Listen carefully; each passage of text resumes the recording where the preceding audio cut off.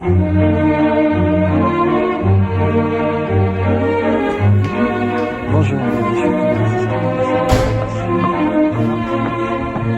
ça c'est bien passé.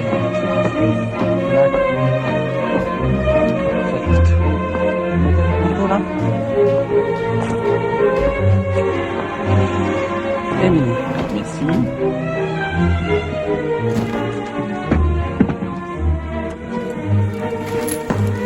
C'est à vous. Bonjour. Bonjour, asseyez-vous. Est-ce que vous pourriez me montrer ce qu'il y a dans votre sac à main?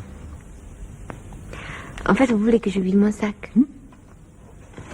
Je fais comment? Vous tirez un objet au hasard et puis vous me racontez ce que ça fait dans votre sac, ce que ça vous évoque. D'accord, on va tourner. Tout le monde est prêt? Moteur? Ça tourne. Allô? Émilie Muller, première.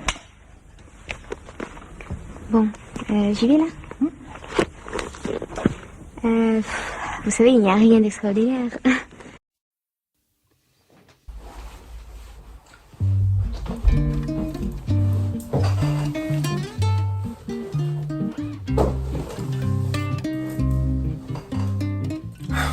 Bonjour à tous, bienvenue sur ma chaîne YouTube, j'espère que vous allez bien.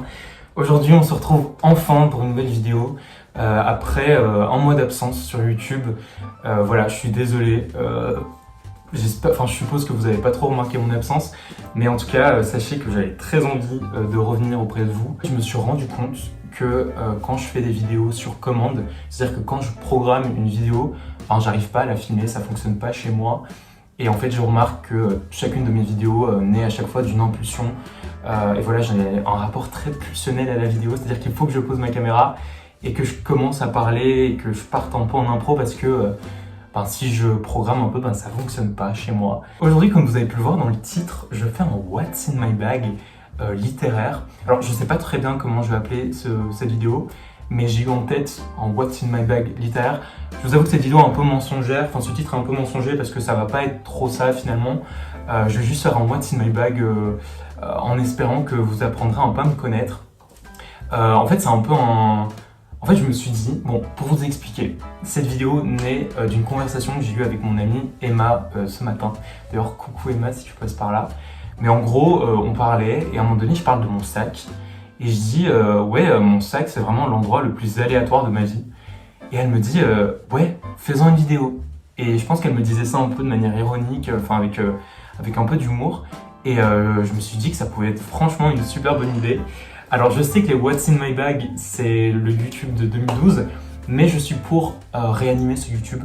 Je pense que c'était le meilleur YouTube de l'histoire d'Internet et qu'il faut le ressusciter. Donc si vous avez des chaînes YouTube, n'hésitez pas à le faire. Et du coup, je me suis dit que moi je le ferais un peu à ma sauce, c'est-à-dire un truc un peu réflexif, parce que je pense que vous avez remarqué que j'aime bien me poser des questions et je préfère encore le faire avec vous, parce que je me suis rendu compte que c'était trop chouette de lancer j'allais dire un débat, mais en tout cas une bribe de réflexion et ensuite la poursuivre avec vous dans les commentaires. Surtout que vous m'avez laissé plein de commentaires sur mes dernières vidéos et ça m'a fait trop plaisir. D'ailleurs, je profite de cette vidéo pour vous remercier parce qu'on a atteint les 500 abonnés. C'est juste énorme et ça me fait trop plaisir, mais je vous avoue que ce qui me fait le plus plaisir, c'est pouvoir parler avec vous dans les commentaires. Donc merci d'être là. Donc cette vidéo, ça va être un What's in my bag. Je vais piocher des objets dans mon sac et puis on verra ce que ça dit déjà de moi et puis de ce que ça peut dire de mes réflexions. Enfin, on va voir. Je dis que ça peut être sympa pour aussi... pour que vous puissiez aussi me connaître un peu plus parce que finalement je fais des vidéos mais vous savez un peu rien de moi. Cette vidéo a été normalement, si je l'ai fait, a été commencée par un extrait vidéo d'un court-métrage qui s'appelle Émilie Muller.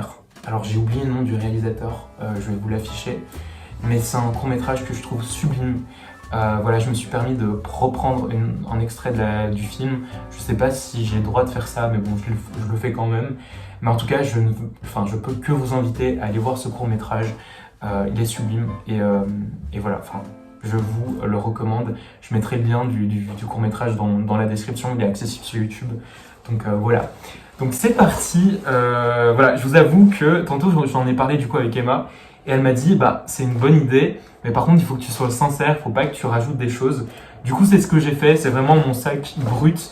Donc c'est parti. Je pense que je vais partir avec la première chose que je vois ici dans mon sac. Comme vous pouvez le voir, il y a un petit emballage cadeau. Vous aurez sûrement deviné ce qu'il y a dedans. Il y a un livre. Donc c'est un cadeau que m'a fait Emma tantôt ce matin. Sachant que je pars à Madrid en Erasmus pendant quelques mois. Elle s'est dit qu'elle m'offrirait un livre un livre d'Annie Ernaux sur justement cette question du voyage et d'être seul dans une ville.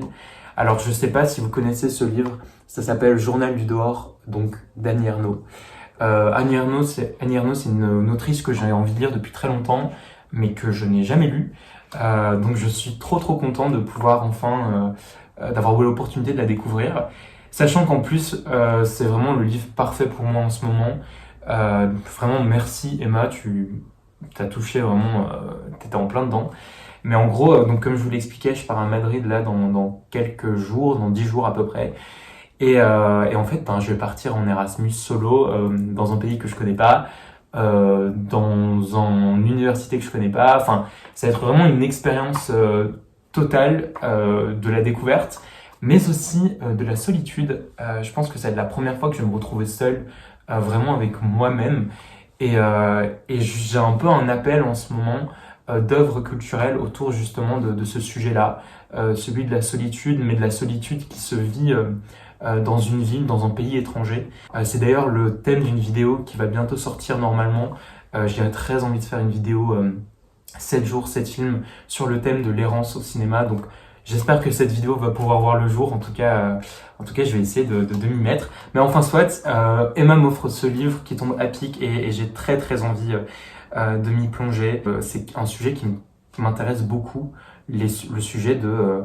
En fait, je me rends compte que quand on part en voyage dans un endroit qu'on connaît pas, partir avec certaines personnes, les gens avec qui on part dans un endroit conditionnent clairement le voyage et notre expérience de la ville. Et je trouve qu'il n'y a pas de meilleure manière de découvrir une ville que de l'explorer seul. Parce qu'il y a vraiment quelque chose d'un rapport qui est un peu cru, un peu brut à la ville.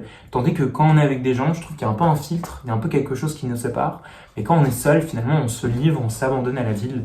Et je trouve que, et je trouve qu'il y a vraiment un sujet à traiter. Je vous avoue que j'ai même envie de faire une espèce de petit mini-film ou de documentaire à Madrid. Enfin, je sais pas trop comment je vais tourner ça. On va voir si ça voit le jour. Mais ce qui est sûr, c'est que je vais filmer un peu ma vie là-bas. Donc j'espère que ça va vous intéresser. En tout cas, voilà. Normalement, ça devrait arriver. Mais donc voilà, j'ai reçu ce livre. Ça me fait trop plaisir. Donc je l'ai pas encore lu.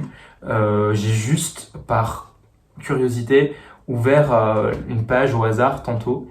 Et ça m'a complètement parlé. Et je m'étais dit que ça pouvait être intéressant de la lire avec vous, si bien sûr je la retrouve. Voilà. Donc je la lis.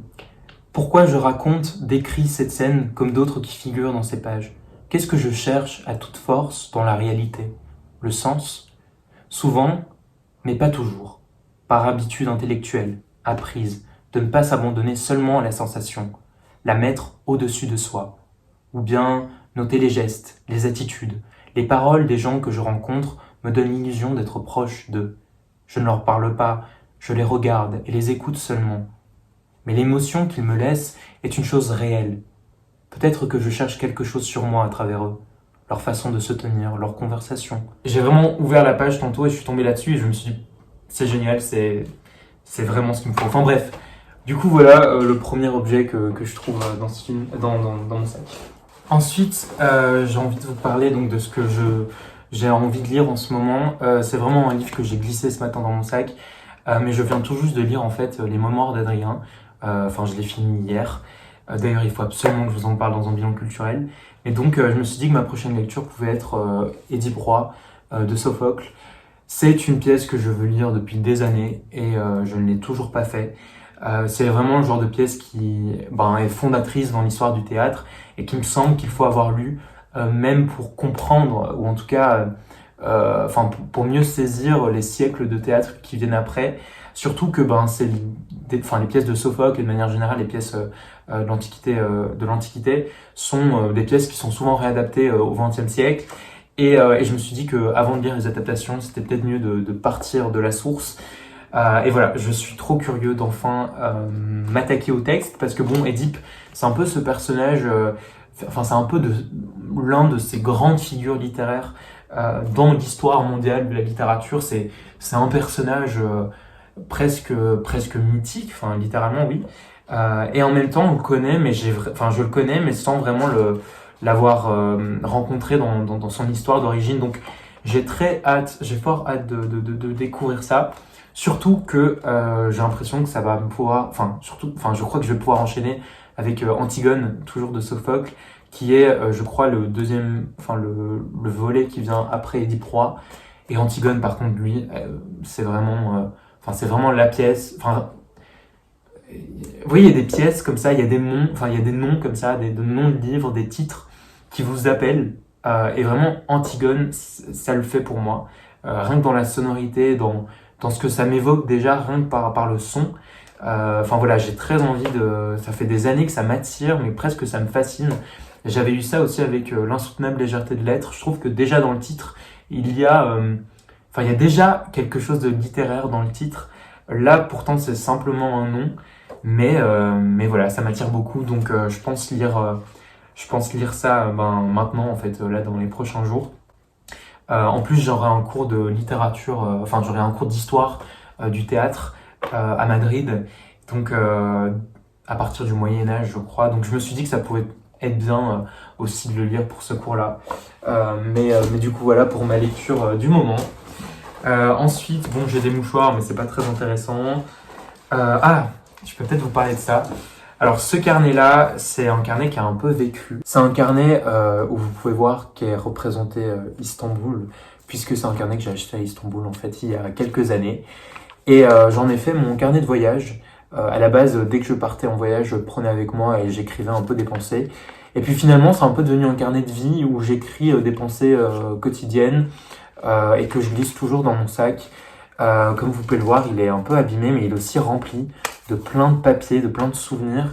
Je veux dire, là, j'ai un billet de train pour la mer du Nord. Là, j'ai une carte Pokémon de Kirlia, si ça vous intéresse. Et puis, j'écris. Et parfois, je le donne à mes proches pour qu'ils écrivent des choses dedans. Là, j'ai un papier un billet pour une pièce de théâtre. Là, j'ai... Qu'est-ce que c'est? Ah oui, ça, c'est le prospectus du musée d'Orsay. Enfin bref, comme vous pouvez le voir, il y a plein de choses ultra random. Mais il y a aussi des choses qui me tiennent très très fort à cœur, comme par exemple ce ticket-là. Alors, c'est vraiment miteux finalement, mais c'est un ticket que j'avais avec moi cet été en Turquie, sur lequel a écrit quelques phrases ma grand-mère. Cet été en fait, donc comme vous le savez, j'ai été en Turquie et j'ai rejoint mes grands-parents pendant 10 jours et c'était trop chouette, vraiment. Et ce temps avec mes grands-parents, c'est tellement un temps ultra précieux pour moi, mais même ultra revigorant et régénérant. J'ai l'impression que parler avec eux, c'est une manière de me reconnecter aussi avec un héritage. Voilà, c'est quelque chose de très important pour moi. Et là, j'ai demandé à ma grand-mère, qui est une femme de proverbe. C'est-à-dire que ma grand-mère, dans chacune de ses phrases, elle emploiera un proverbe. C'est quelqu'un qui parle de manière très imagée. Elle parle tout le temps, elle parle que le turc. Elle parle pas le français. Mais voilà, c'est quelqu'un qui parle de manière très métaphorique. Et je me suis dit, en fait, que c'était vraiment un héritage que j'avais envie de recevoir, en fait, ces proverbes-là. Alors, comme, je sais pas si je pense pas vous en avoir parlé, mais je parle le turc, je parle pas très bien turc. Je parle un peu en turc de maison, mais je sais pas vraiment lire en turc. Je sais lire, mais je ne comprendrai pas le turc littéraire. Je communique difficilement, mais voilà, j'essaie de me débrouiller. Et c'est vraiment une lutte constante chez moi que d'apprendre le turc, parce que c'est vraiment quelque chose de très important pour moi, notamment pour pouvoir discuter avec ma grand-mère. Et du coup, je lui ai demandé de me transmettre du coup ces proverbes qu'elle m'a noté un peu. Alors c'était drôle parce que du coup, on vivait ensemble et au cours de la journée, pris dans une situation particulière, elle sortait un proverbe. Et là, je lui tendais vite un papier et un stylo pour qu'elle écrive rapidement le proverbe, parce que quand je lui demandais de m'en dire naturellement, elle savait pas le sortir, enfin elle savait pas les sortir ex nihilo. Du coup, dès qu'elle en disait un, je prenais un papier et je l'écrivais. Elle me l'écrivait. Et c'est drôle parce que en turc, proverbe, ça se dit atasözü. Et atasözü, ça veut dire parole d'ancêtre. Donc il y a vraiment cette idée d'une sagesse transmise depuis des générations. Et c'est quelque chose qui est très présent dans la langue turque en fait. Je sais pas si je peux vous en lire une. Je sais pas si ça vous plairait parce que je les comprends pas toutes parce que c'est vraiment un langage métaphorique. Mais du coup là j'en ai un. Je vais vous le lire. Kısmetse oui, ok. Kısmette varsa gelir Yemenden, kısmette yoksa ne gelir elden. Alors je sais pas comment je vais vous traduire ça, mais en gros ça veut dire si cela fait partie de ton destin, cela viendra même du Yémen. Si cela n'est pas inscrit dans ton destin, que peux-tu attendre de la vie? Bon, c'est très mal traduit, mais c'est ça en gros. Il y a aussi dans la pensée turque quelque chose de très, et c'est aussi sûrement l'héritage musulman qui fait que, mais quelque chose de très déterministe, enfin pas fataliste, mais il y a vraiment cette croyance au destin, et enfin il y a notamment ce mot que je viens d'utiliser là, kısmet, qui est mon mot turc préféré. Je crois que c'est un mot hérité de l'arabe d'ailleurs, mais kısmet c'est le destin, c'est comment dire, c'est un peu les parcs en fait. La parque c'est un peu les morts, non comment on appelle ça, les moires, les fileuses du destin. Et je trouve ce mot magnifique, et c'est quelque chose qui est très récurrent dans la vie des Turcs, qui disent kısmetse olur. Si c'est le destin, ça se fera. Enfin bref. Mais donc voilà pour ces mots-là, et elle m'en a écrit plein. Et ça me, je sais pas, ça me remplit de joie. Enfin bref, voilà pour le carnet. J'ai aussi des places de cinéma. Là j'ai quoi? Oui, une place de cinéma pour un métier sérieux. Je sais pas si vous avez vu ce film. C'est un film sur des profs, et c'est un film que j'ai beaucoup aimé. Alors, ensuite, qu'est-ce que je peux vous montrer? Alors là, j'ai un petit livre que une autre amie, que Emma, mais une autre Emma m'a offert pour mon anniversaire. Ça s'appelle Les mots aux origines étonnantes. Et voilà, c'est un petit carnet qui prend pas trop de place et que je consulte pas vraiment souvent. En fait, j'oublie qu'il est là. Mais je me dis que dans une salle d'attente, c'est toujours sympa. Et je trouve que c'est le genre de choses qui sont sympas. Enfin, j'ai toujours rêvé, enfin je rêve en fait, d'être interviewé dans la rue par un compte TikTok ou je sais pas, qui me demande « Oui, apprends-moi une chose aujourd'hui ». Et c'est le genre d'anecdotes qui sont sympas à transmettre en fait. Donc voilà, j'adorerais être interrogé et pouvoir donner une anecdote étymologique. Ensuite, qu'est-ce que j'ai? Ben voilà, j'ai des bics. Ça, c'est un feutre que j'utilise pour dessiner. Ah oui, c'est vrai, j'ai ça aussi. Alors là, j'ai mes cartes de tarot parce que je tire les cartes en fait. C'est quelque chose que oui, je fais assez régulièrement, notamment pour mes amis. Et c'est vrai qu'en été surtout, je glisse souvent mes cartes dans mon sac. Et quand je vois des amis, qu'on va boire un verre, quand on est en terrasse, j'aime bien les sortir et faire un petit tirage. Et voilà, donc aujourd'hui, je les avais sur moi. Et voilà, c'est les cartes... c'est le Rider-Waite, c'est le tarot américain. Et voilà, est-ce que je tire une carte? Est-ce que je nous fais une petite prédiction? Venez, je nous fais une petite prédiction. Donc si vous regardez cette vidéo, qu'importe quand vous la regardez, que ce soit... Excusez-moi, ça me fait rire parce que j'ai vraiment l'impression d'être ces comptes TikTok, vous savez, qui font des prédictions amoureuses et qui sont un peu des arnaques parce qu'ils attirent un peu tous les désespérés amoureux. Je suis passé par là. Venez, je nous tire une carte. Et cette carte-là sera un message pour nous, donc pour toute personne. Donc si vous regardez cette vidéo, voilà, j'ai un petit message pour vous. Qu'importe quand vous regardez cette vidéo. Alors, est-ce qu'on... Un petit message pour la communauté. Oh, waouh. Ok, là on est en 6 de coupe. Attendez, je vous montre la carte. C'est une très belle carte. C'est une de mes cartes préférées d'ailleurs. Alors le 6 de coupe... Je pensais vraiment pas faire ça sur ma chaîne, mais bon. Alors le 6 de coupe est une carte qui parle du passé, de la nostalgie, de la nostalgie et surtout d'un retour un retour au passé et un retour du passé.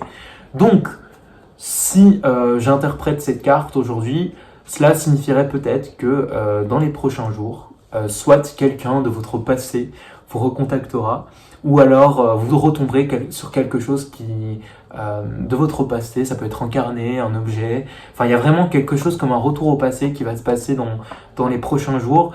Un retour au passé teinté de nostalgie, c'est une bonne carte, c'est pas...